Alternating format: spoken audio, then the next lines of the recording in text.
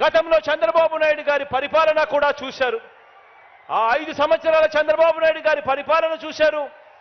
ఈ 57 నెలల పరిపాలన మన పార్టీ పరిపాలన, మీ బిడ్డ పరిపాలన, మీ అన్న పరిపాలన చూశారు. నేను అడుగుతా ఉన్నాను ఒకటే మిమ్మల్ని అందరినీ కూడా, ఎలాంటి నాయకుడు మీకు కావాలి అని చెప్పి అడుగుతా ఉన్నా. చంద్రబాబు నాయుడు గారి మాదిరి ఎన్నికలు వచ్చేసరికి రంగురంగుల మేనిఫెస్టో చూపించి,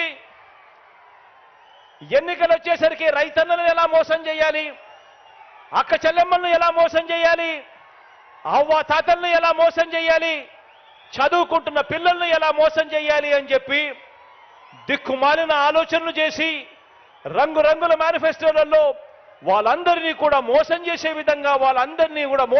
విధంగా అడుగులు వేస్తూ ఆ మేనిఫెస్టో రూపొందించి ఆ తర్వాత అధికారంలోకి వచ్చిన తర్వాత ఆ మేనిఫెస్టోని తీసి చెత్తబుట్టలో వేసి ఆ అక్క చెల్లెమ్మలను పట్టించుకోకుండా, ఆ రైతన్నలను పట్టించుకోకుండా, ఆ అవ్వ తాతలను పట్టించుకోకుండా, ఆ చదువుకుంటున్న పిల్లలను పట్టించుకోకుండా అందరినీ కూడా మోసం చేస్తా ఉన్నా అలాంటి చంద్రబాబు నాయుడు గారి మాదిరిగా ఉండాలనా అని అడుగుతా ఉన్నాను నేను మిమ్మల్ని అందరినీ కూడా.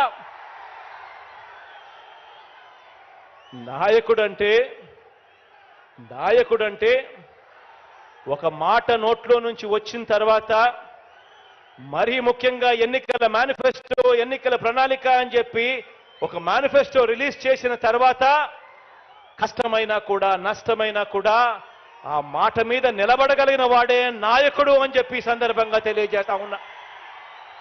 ఈరోజు అలా చేయగలిగాం కాబట్టి, ఏకంగా 99% హామీలను ఆ మేనిఫెస్టోలో చెప్పిన హామీలను నెరవేర్చాం కాబట్టి ఈరోజు ప్రతి ఇంటికి కూడా మేనిఫెస్టో తీసుకొని ప్రతి కార్యకర్త, ప్రతి అభిమాని ప్రతి ఇంటికి పోగలుగుతా ఉన్నాడు.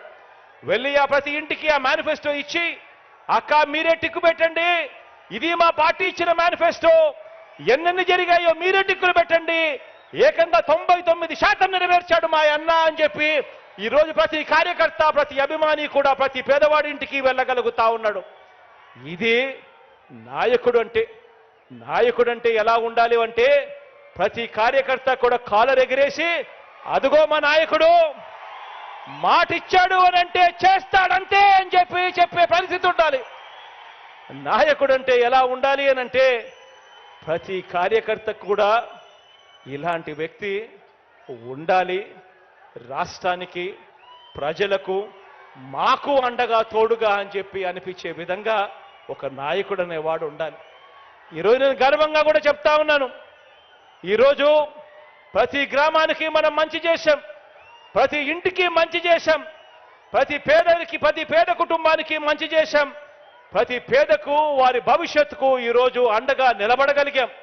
ఈరోజు గర్వంగా కూడా చెప్తా ఉన్నా, మాట ఇచ్చాం, మాట నెరవేర్చాం, మళ్ళీ ప్రజల దగ్గరికి మాట నెరవేర్చామని చెప్పి ప్రజల దగ్గరికి వెళ్ళే పరిస్థితి ఈరోజు మనకు, మన వైఎస్ఆర్ కాంగ్రెస్ పార్టీకి ఉంది. అందుకే అడుగుతా ఉన్నా, అందుకే చెప్తా ఉన్నాను, వచ్చే ఎన్నికల్లో మన టార్గెట్ 175కు 175 అని అడుగుతా ఉన్నాను. వచ్చే ఎన్నికల్లో మన టార్గెట్ 25 ఎంపీలకు 25 ఎంపీలు అని అడుగుతా ఉన్నాను. పరిపాలనలో మనం ఎక్కడా తగ్గలేదు. మనకు ఒక్క ఎమ్మెల్యే కానీ ఒక్క ఎంపీ కానీ తగ్గేందుకు వీలే లేదు అని అడుగుతా ఉన్నాను.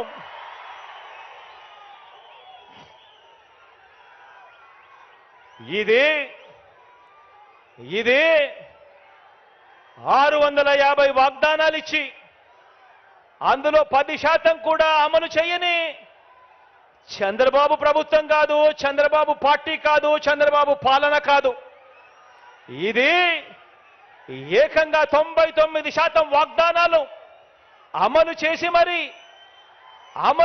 మరి ప్రతి ఇంటికి వెళ్ళి మేనిఫెస్టో చూపించి ఆ అక్క చెల్లెమ్మల ఆశీస్సులు కోరుతా ఉన్న మన వైఎస్ఆర్సీపీ పార్టీ, అటు టీడీపీ ఇటు వైఎస్ఆర్సీపీ, అటు పెత్తందారులు ఇటు పేదవాడు అడుగుతా ఉన్న పేదవాడి భవిష్యత్ కొరకు